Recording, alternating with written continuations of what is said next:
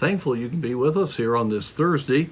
I'm so thankful for the Lord's goodness and the encouragement that He gives. I want to take us to John chapter 3 here today.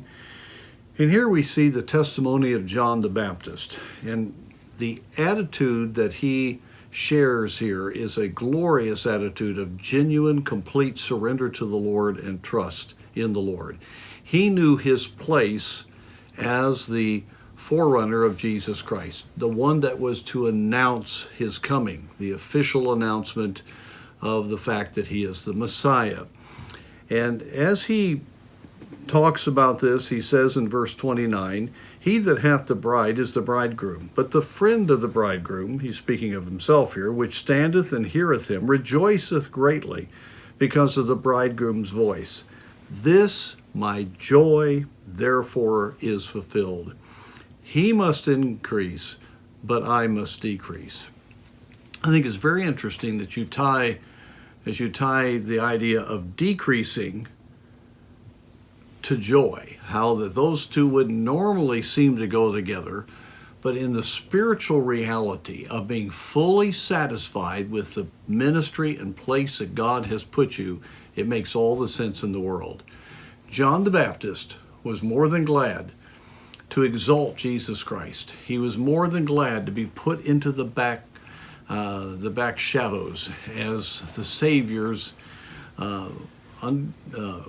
person, and his popularity would increase.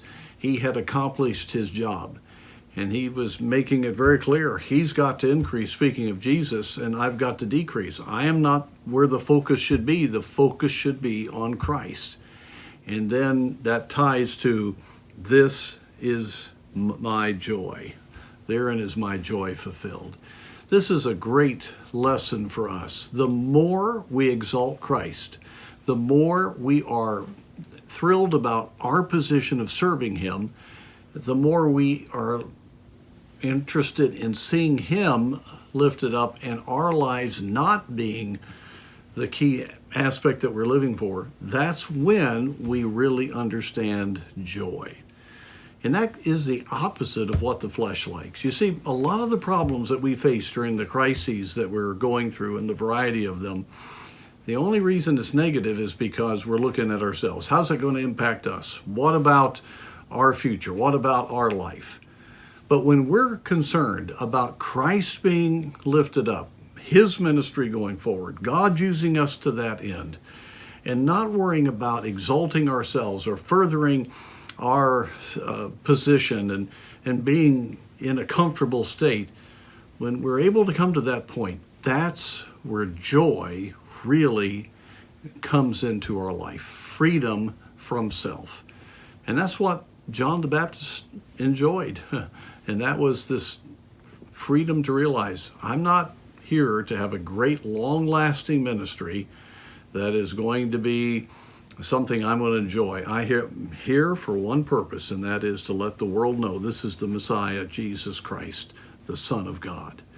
And friends, if we could get a hold of that and learn to be satisfied with serving the Lord and putting our interests down and putting His interests up, we'd really find out what joy is all about.